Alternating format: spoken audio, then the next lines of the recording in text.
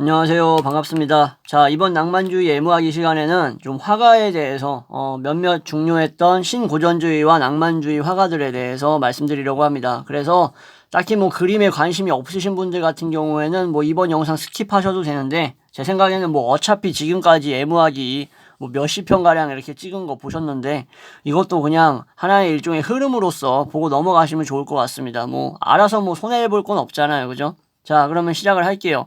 낭만주의의 이러한 어떤 이상적인 부분이라던가 뭐 이런 거에 대한 뭐 적대감을 가졌던 사람들도 있죠. 이것이 그냥 뭔가 망상에만 머무르고 현실을 어떻게 변화시키거나 하는 거에 대해서는 별로 힘도 없고, 그리고 그 낭만주의의 병폐로서 나타난 것들이 너무나 많았기 때문에, 근데도 불구하고 이 혁명시대, 이 프랑스 혁명시대의 신고전주의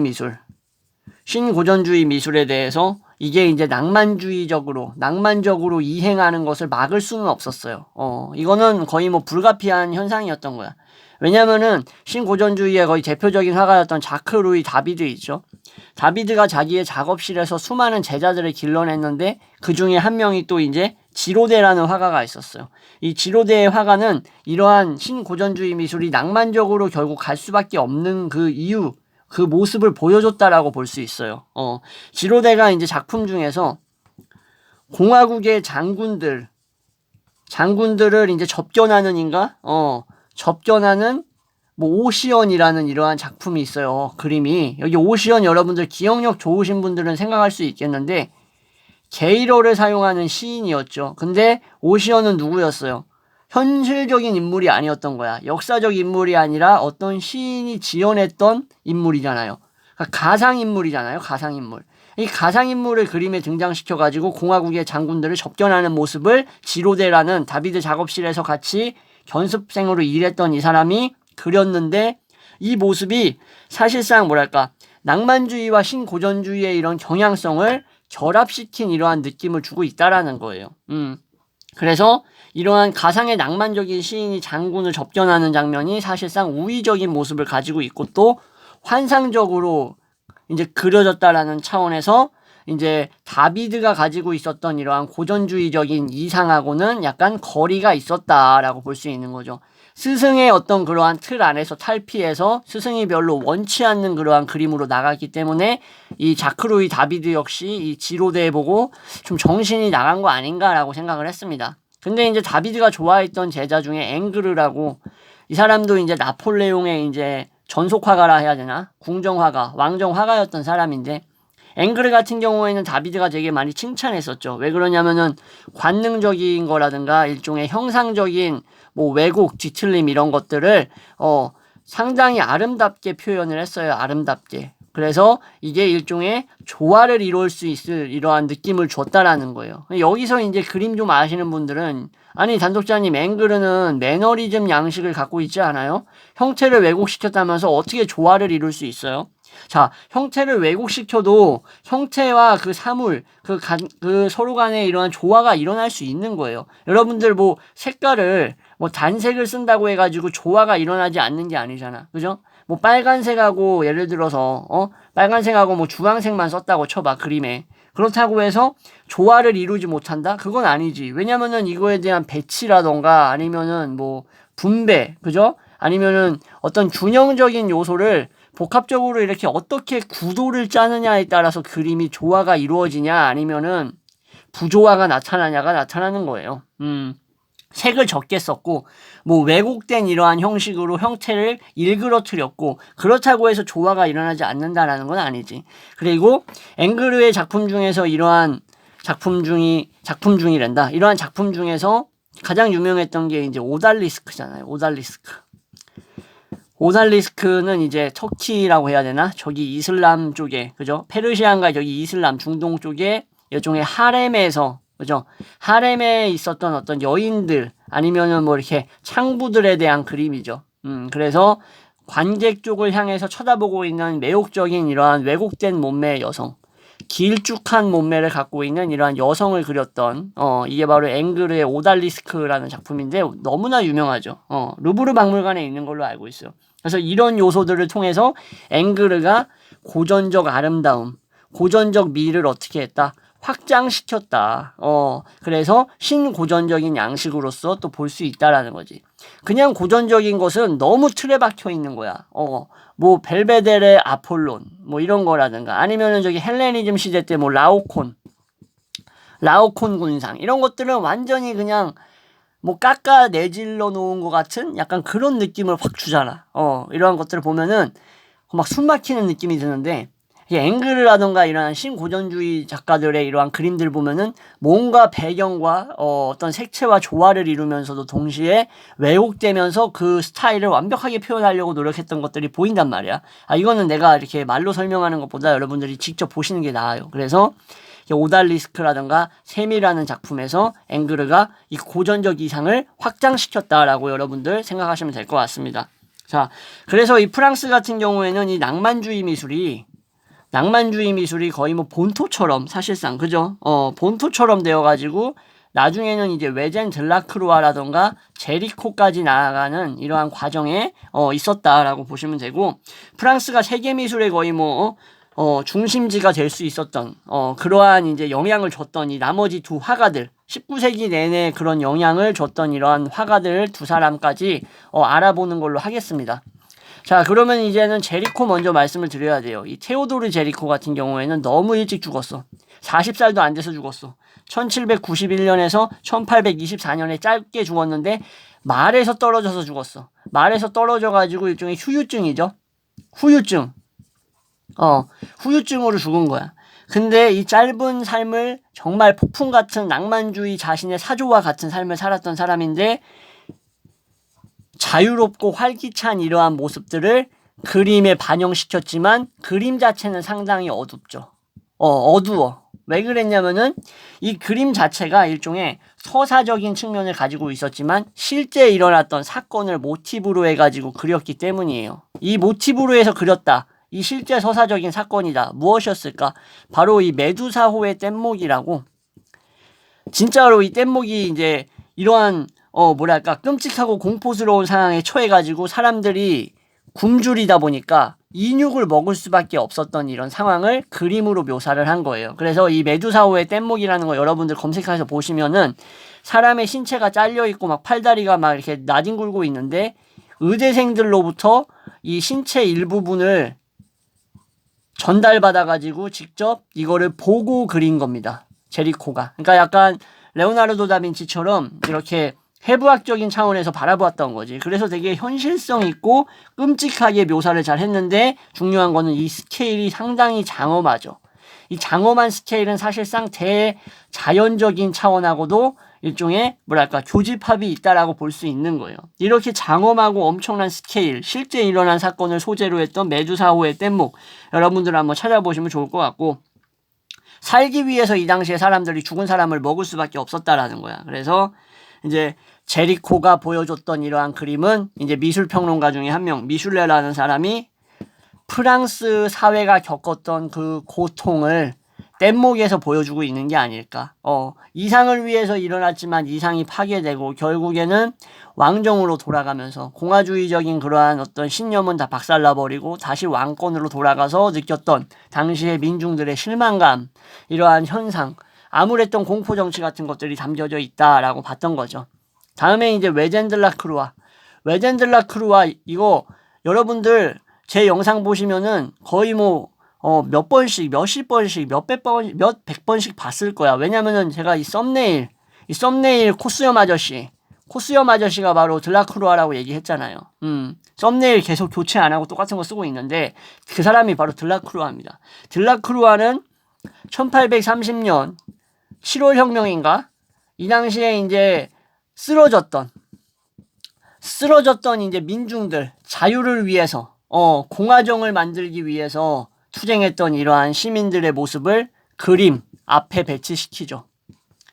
이 그림이 뭐였을까? 너무나 유명한 그림. 민중을 이끄는 자유의 여신이라는 그림 있죠. 이 그림. 여러분들 너무나 유명해서 잘 알고 있을 겁니다. 프랑스 국기를 들고 있는 여성. 그죠? 뒤에는 이제 혁명에서 싸웠던 사람들이 이제 쭉 이제 나열되어 있는데, 이러한 웅장한 스케일도 당시 프랑스 낭만주의의 어떤 특징이라고 볼 수 있어요. 근데 들라크루아 같은 경우에는 앵그르와의 차이가 있었지. 앵그르는 형체에 집중했다면, 미를 위해서 형체에 집중했다면, 외젠 같은 경우에는 미를 위해서 색채에 집중했다라는 게 바로 이 낭만주의와 신고전주의의 커다란 차이점이다라고 볼 수 있는 거예요. 실제로 들라크루아의 색채는 너무나 뭐랄까 막 스펙타클하다라기보다 수채화적인, 이렇게 표현할게, 수채화적인 조화가 정말 아름답게 잘 섞여 있습니다. 그래서 이러한 그림을 보시면 여러분들도 되게 많이 뭔가 느낌이 다르다라고 느끼실 거고, 뭔가 영감을 받는 분들도 있을 거예요. 근데 이러한 외젠의 그림에서 민중을 이끄는 자유의 여신에서 나타났던 것은 사실상 자유라는 것이 어떻게 얻어진다? 고통과 희생이 없다면 결코 자유는 얻어질 수 없다라는 것을 드라마틱하게 그림으로 보여주고 있는 거예요. 자유는 그냥 오는 게 아니라는 거지. 그래서 이러한 들라크루아는 드라마적인 그림을 그리려고 했고, 이렇게 자기 시대에 벌어졌던 자기 시대의 이야기들을 서사적으로 담아냈다라고 보시면 됩니다. 그래서 이 들라크루아는 다른 낭만주의자들과 다르게 내면 도피가 아니었다는 거지. 내면 도피를 이게 비판했던 사람이 도스토옙스키잖아요. 표도르라고 하겠습니다. 에밀리아넨코 표도르 아닙니다. 격투기 선수 아니고, 표도르 같은 이러한 사람들은 내면 도피는 악이라고 얘기를 많이 했었는데, 들라크루아는 내면 도피를 하진 않았고 외적으로 어떻게 했어요? 세계를 적극적으로 받아들였죠. 그래서 묘사를 직접적으로 했어. 그리스 군이 터키에 의해서 점령당하면서 이렇게 노예로 팔려가고 아녀자들이 성노예가 돼버리는 것들도 이제 그림을 통해서 그 비참한 장면을 또 묘사하기도 했고, 그죠?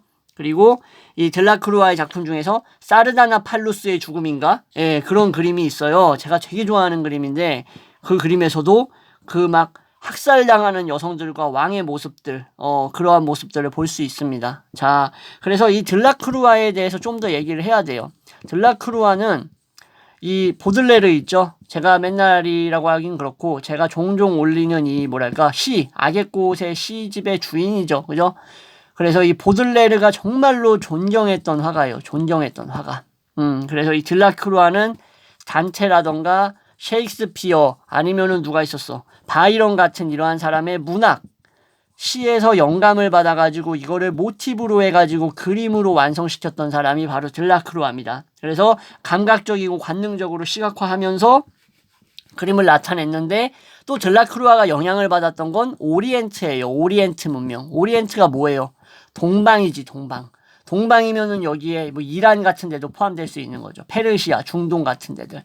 여기서 들라크루아가 영감을 받습니다. 그래서 자신의 작품에서 또 나타나고, 페어의 그리스 뭐 이러한 작품에서 그리스 독립전쟁에서 죽었던 바이런에 대한 추모도 이제 생각을 하면서 그림을 완성하기도 하였고, 되게 육체적이고 육감적인 이러한 그림들을 색채로 많이 표현하려고 했었던 화가였다. 자, 그리고 이렇게 오리엔트적인 차원에서 봤을 때 낭만주의 시대의 미학적 차원에서의 오리엔트라는 것은, 동방이라는 것은 상당히 많은 소재와 영감을 줬던 거야. 그리고 신화적인 의미를 지니고 있다라는 거에서 낭만주의 미학에서 오리엔트가 상당히 중요한 의미를 지니고 있습니다. 미솔로지컬하다는 거야. 그리고 고직적 배경의 요소, 배경의 소재로도 사용되었다. 동방에 하렘이 있잖아요. 하렘이 뭐예요?